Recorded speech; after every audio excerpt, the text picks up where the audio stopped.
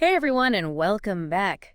Today, we're going to be taking a deep dive into something that I think is pretty important to all of us, Yeah, and that's learning. yeah, for sure. Whether you are hitting the books for school or just trying to pick up some new skills in your free time, I think we've all had that experience Absolutely. of feeling like Oh, we're going through the motions.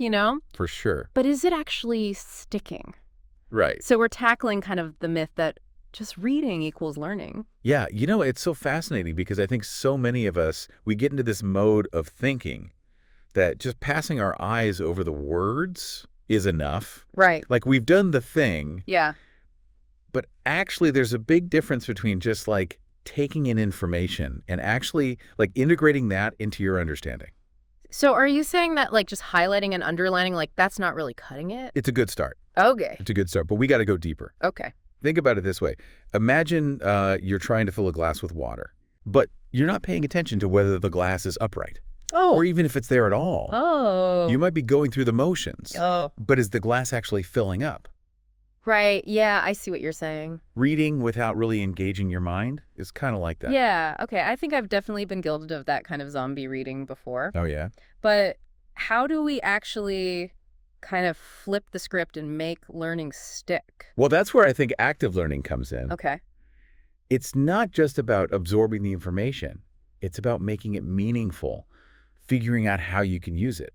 Active learning. I like the sound of that. Yeah. So what does that actually look like? Well, it's a combination of reading, of thinking critically about what you're reading, and then applying what you've learned. Okay. Think of it as a three-legged stool. Got it. You need all three of those legs in order for it to stand up strong. So reading is still part of it. Absolutely. Okay. We've just got to add these other layers. Exactly. So what would be like some practical tips for actually doing that? I think one of the most powerful things you can do is ask yourself questions while you're reading. Okay. So, as you're going through the material, stop and think like, what's the main idea here? Okay. How does this connect to what I already know? Mm, What are the implications of this information? interesting. If I really believe this to be true, like how does that change my view of the world?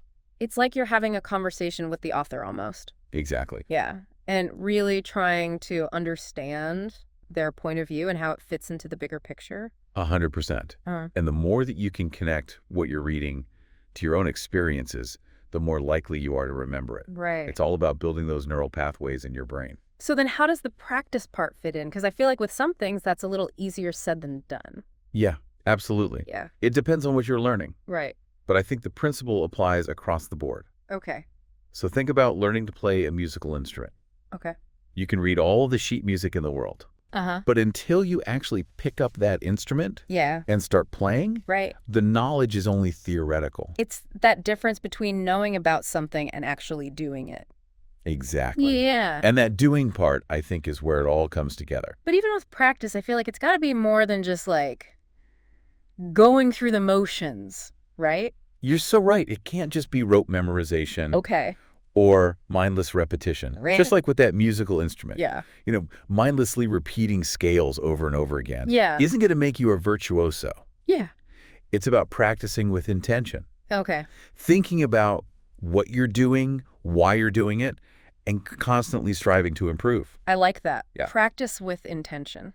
There you go. Okay. So Got write it. that down. I'm taking notes. So it sounds like taking that knowledge and actually putting it into practice, whatever that looks like for the specific thing we're trying to learn. Exactly. And I Yeah. think that's where things get really interesting because the how of practice can look so different depending on, what you're learning. Right. If you're trying to master a new language, Mm-hmm.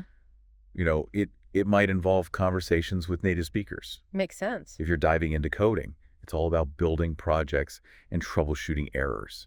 So it's not just about repeating the facts or going through the motions. It's about using that knowledge to create something or solve a problem or, really understand something new. Yeah, and this is where understanding how our brains work, I think, can give us a real edge. Okay. One of the most powerful ways to solidify learning is through something called retrieval practice. Retrieval practice. That sounds kind of intense. It's actually really simple. Okay. It's just the idea that forcing yourself to recall information without looking at your notes or the textbook Mm-hmm. really helps to strengthen the neural connections in your brain. Interesting. It's like giving your brain a workout. So instead of just passively rereading my notes, I should be like quizzing myself or trying to explain it to someone else. That's the idea. Okay. And don't be afraid to get things wrong. Okay. Making mistakes is actually a crucial part of the learning process. Oh, that's good to hear. Yeah, when you get something wrong, your brain has to work harder to figure out the correct answer, Okay. which leads to even deeper learning. That makes sense. I feel like sometimes I'll be struggling to remember something and it's like driving me crazy. And when I finally figure it out, it's like it's stuck with me forever. Exactly. Your brain's creating a stronger memory trace because it had to work for it. Oh, I like that. Another powerful technique is called elaborative interrogation. Elaborative interrogation. Okay, I'm intrigued. Break this one down for me. So, this is all about asking why questions. Okay.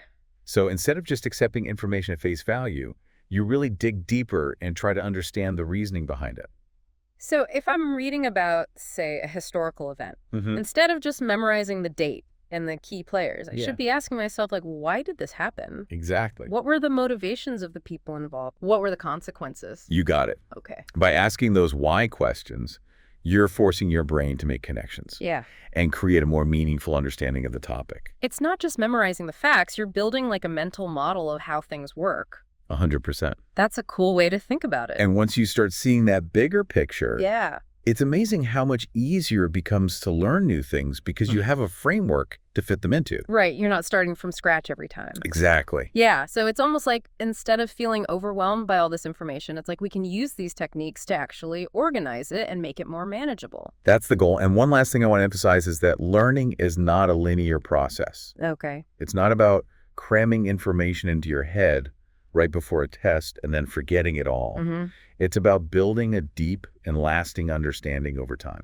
Yeah, it sounds like we're talking about shifting from that like short-term memorization to really like long-term understanding, Exactly. which sounds really great in theory. Yeah, I think a lot of us struggle with the patience part of that, you know? for sure. We live in a world that's all about instant gratification. Yeah, I hear you. So how do we, That's tough. yeah, how do we kind of fight against that? It's definitely a challenge to resist that urge to just cram and then forget it all. But think about it this way. Okay.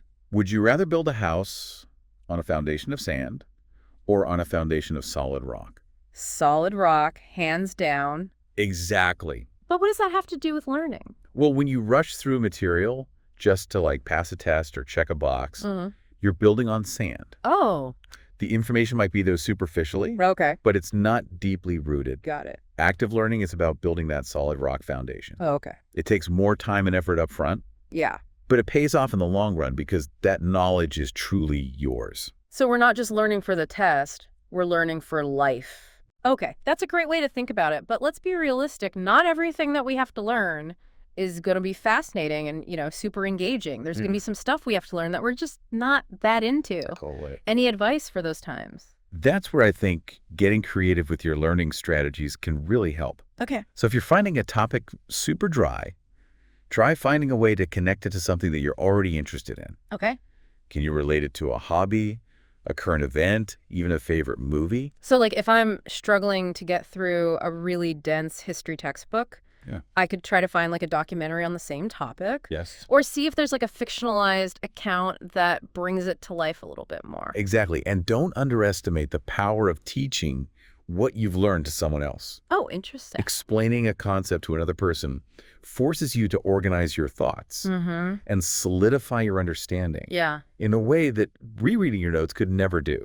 It's like that saying, the best way to learn something is to teach it. But even with all these strategies, I think it's important to acknowledge that learning can be hard. Oh, for sure. There are going to be times when we get frustrated, we hit a wall, and we just feel like giving up. Absolutely. So what do we do in those moments? First of all, I think it's really important to just give yourself permission to feel those feelings. Okay. Learning isn't always easy, and it's okay to struggle. Yeah. But instead of letting those feelings kind of derail, you use them as an opportunity to reflect. Okay. So what's making this particular concept so challenging? Mm-hmm.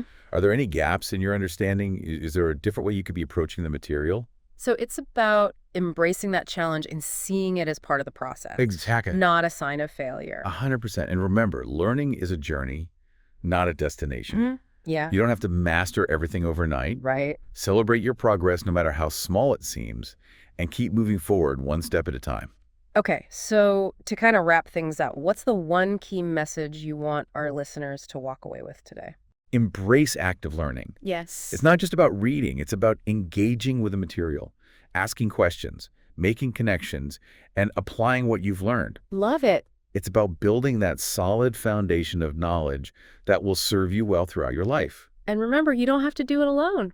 Find a study buddy, join a study group, or even just talk to someone about what you're learning. Yeah, The more you can engage with the material and make it meaningful to you, the more likely it is to stick. well said. So now that you're armed with all this knowledge, what's one thing you can do differently the next time you sit down to learn something new? Yeah. How are you going to make your learning stick? We'd love to hear your thoughts. Thanks for joining us on this deep dive into the truth about learning. Keep those brains buzzing, and we'll catch you next time.